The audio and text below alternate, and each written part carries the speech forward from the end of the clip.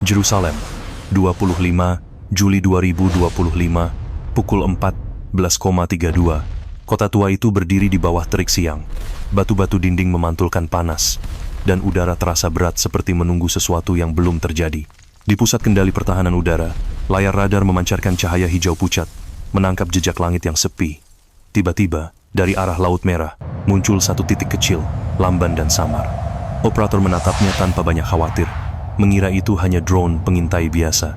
Di luar pagar markas, para prajurit bersandar di tembok, bergurau pendek sambil meneguk air, yakin sore ini akan lewat seperti hari-hari lain. Sementara itu, kota terus bergerak dalam ritme sehari-hari. Pasar Mahane Yehuda riuh dengan pedagang rempah. Anak-anak berlari di gang sempit, deretan mobil tersendat di jalan Jaffa. Tak seorang pun melihat bahaya yang datang pelan-pelan, seperti bayangan yang merayap di bawah cahaya siang. Di ruang kendali, layar bergetar ringan setiap kali titik itu bergerak. Namun tak ada alarm keras, hanya desis mesin yang mengisi udara. Percaya pada teknologi dan rutinitas. Mereka melewatkan sinyal samar itu. Dan dari ketenangan inilah, sebuah hitungan mundur tak terlihat mulai berjalan. Dalam 7 menit berikutnya, kota ini akan menyaksikan sesuatu yang mengguncang keyakinan lama, bahwa tidak ada sistem yang benar-benar kebal terhadap satu momen sunyi. 7 menit setelah titik kecil itu pertama kali muncul di radar, langit Yerusalem Barat mendadak berubah.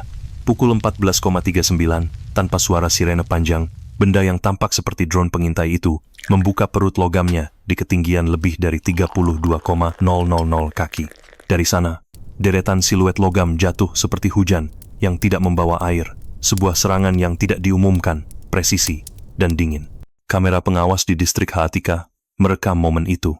Langit biru yang pecah oleh garis-garis putih, diikuti suara gemuruh yang datang terlambat. Seperti bumi baru sadar akan apa yang menimpa dirinya. Titik ledakan pertama menghantam tanah, hanya beberapa detik kemudian. Suara keras menghantam dada, bukan hanya telinga. Jalan-jalan sempit bergetar, jendela pecah, debu bangkit menutupi matahari.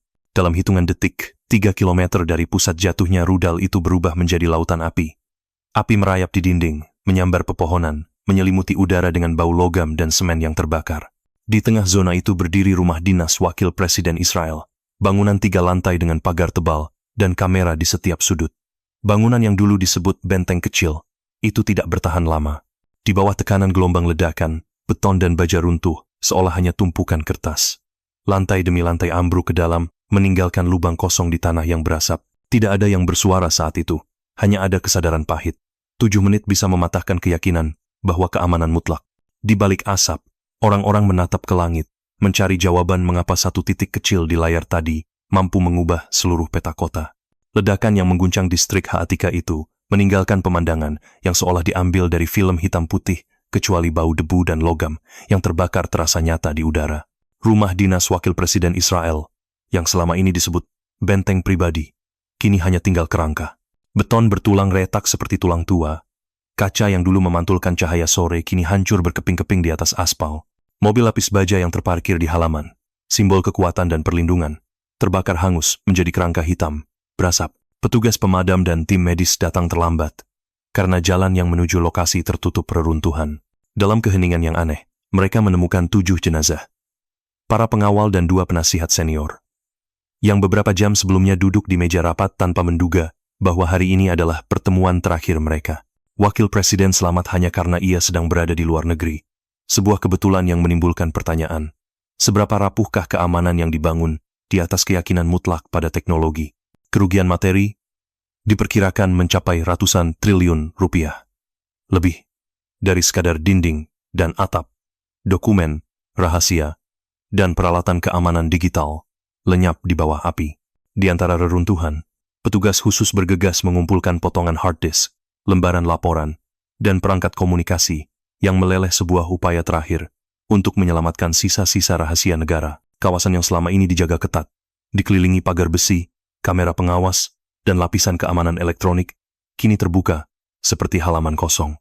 Bagi warga Yerusalem, pemandangan itu bukan sekadar kerusakan fisik, itu adalah simbol bahwa bahkan benteng yang paling tebal pun dapat runtuh dalam sekejap. Dari balik asap tipis, orang-orang berdiri terdiam, melihat puing-puing itu seperti cermin, memantulkan ketakutan kolektif tentang betapa cepatnya keyakinan bisa berubah menjadi debu. Di atas langit Yerusalem Barat, saat debu ledakan belum sepenuhnya reda, para penyelidik militer mulai memahami satu hal. Serangan ini bukan hanya tentang keberanian, melainkan tentang teknologi yang melampaui semua dugaan. Untuk pertama kalinya, Iran mengungkap penggunaan drone siluman berkecepatan jet, Shahed-127X, sebuah mesin yang dirancang terbang rendah, dengan tubuh nyaris tak terlihat radar. Pesawat nirawak ini menempuh perjalanan hampir 18 jam, memotong jalur dari Laut Arab, melintasi beberapa wilayah tanpa terdeteksi, dan akhirnya memasuki langit Israel dari arah yang jarang dijaga. Di perut besinya tersembunyi rudal Zarfan 5, jenis senjata baru dengan hulu ledak termal yang diciptakan khusus untuk menghancurkan struktur beton bertulang.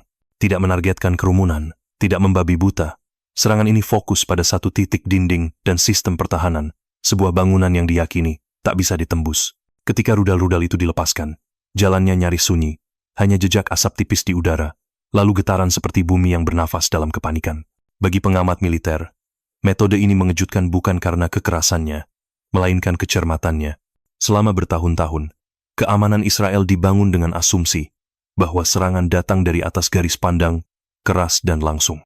Kini, satu drone tak terlihat berhasil melangkahi seluruh lapisan pertahanan itu, seolah menulis ulang aturan perang modern. Dari puing-puing Ha'atika, pelajaran pahit pun tercatat. Di era baru ini, teknologi dan imajinasi dapat menembus benteng yang paling tebal sekalipun, sementara kota hanya bisa berdiri menatap langit yang pernah mereka percayai aman. Beberapa jam setelah api di distrik Ha'atika mereda, politik Israel berguncang tidak kalah hebat dari ledakan itu sendiri. Malam itu, di Tel Aviv, gedung pemerintahan menjadi pusat badai. Siren pengawal berputar, pintu kaca terbuka dan menutup seperti terengah, dan para menteri memasuki ruang darurat dengan wajah tegang. Di meja panjang ruang rapat nasional, Perdana Menteri memukul palu darurat. Israel berada dalam keadaan siaga tertinggi. Serangan yang menghancurkan rumah wakil presiden bukan hanya sebuah tragedi, tapi tamparan pada seluruh sistem keamanan. Pernyataan resmi keluar cepat, dingin, dan keras. Akan ada balasan. Di layar televisi, kata-kata, respons tegas, bergulir tanpa jeda. Sementara di luar gedung, wartawan berkerumun, mikrofon terangkat tinggi menunggu jawaban yang mungkin tak memuaskan siapapun. Di Washington, seorang juru bicara Gedung Putih memperingatkan Iran sedang bermain dengan api. Sementara di Brussels, para diplomat Eropa mendesak PBB segera mengadakan sidang darurat. Namun di luar ruang rapat, percakapan dunia lebih rumit. Sebagian publik internasional melihat serangan ini sebagai teror, melanggar semua norma perang modern. Sebagian lainnya menyebutnya bayangan panjang dari kebijakan Israel sendiri, kebijakan yang selama bertahun-tahun memicu kemarahan yang akhirnya menemukan cara balas dendamnya. Di media sosial, peta Yerusalem dipenuhi komentar, bukan hanya tentang siapa yang benar atau salah, tapi tentang ketakutan yang kini merambah semua kota modern, bahwa kekuatan teknologi tidak pernah bisa memberi rasa aman mutlak. Di ruang rapat yang dingin itu, para pemimpin tahu satu hal. Serangan hari ini tidak hanya menghancurkan sebuah rumah, tetapi juga merobek keyakinan lama, meninggalkan pertanyaan yang bahkan senjata tidak bisa jawab. Di balik puing-puing di distrik Ha'atika, tim intelijen Israel menemukan sesuatu yang membuat banyak orang terdiam lebih lama dari dentuman ledakan. Potongan logam rudal yang berserakan di antara debu memperlihatkan ukiran halus, huruf-huruf Persia kuno, yang jika diterjemahkan berbunyi, kebenaran akan menemukan jalannya sendiri. Tidak ada sistem sensor modern, tidak ada pemandu satelit yang biasanya menjadi ciri senjata canggih.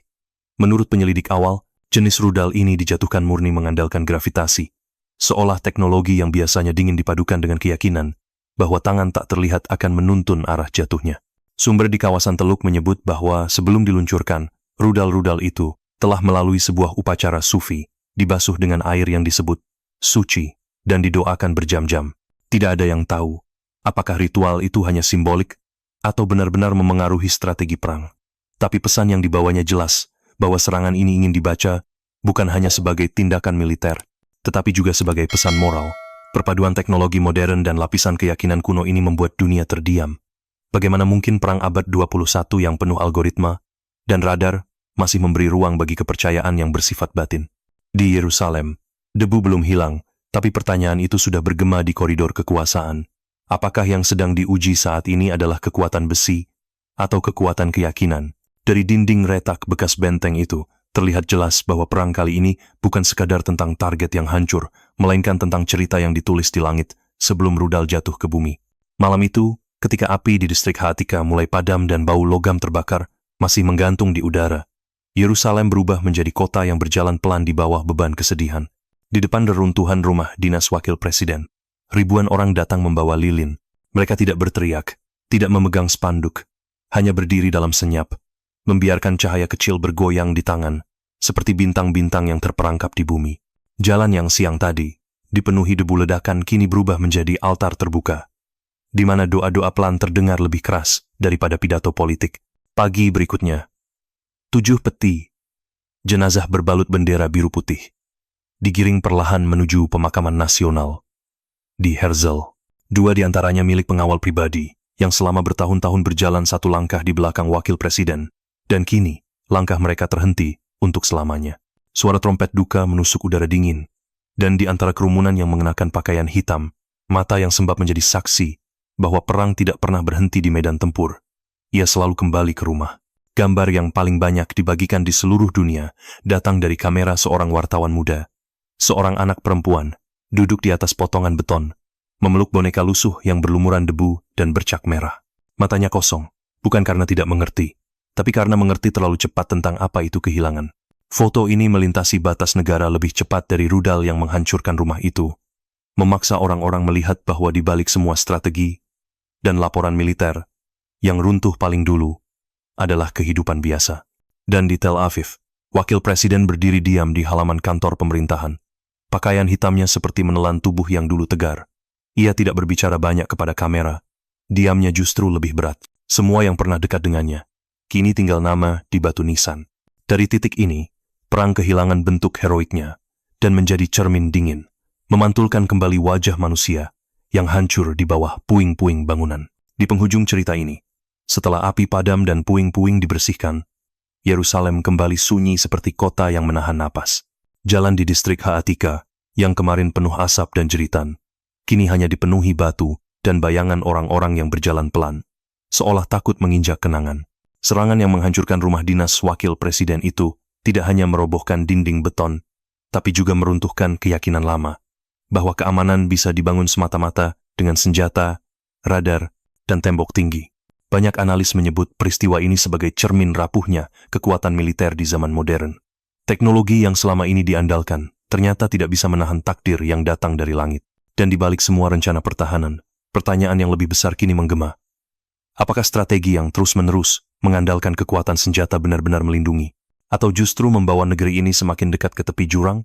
Di tengah debat politik dan rapat darurat yang tidak berhenti sepanjang malam, suara rakyat justru terdengar lebih jernih. Mereka tidak berbicara tentang balasan.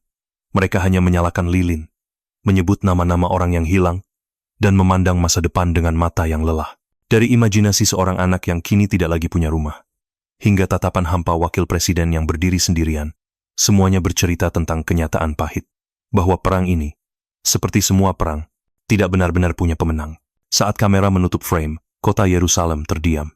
Tidak ada siren, tidak ada pidato, hanya pertanyaan yang bergema di balik dinding retak.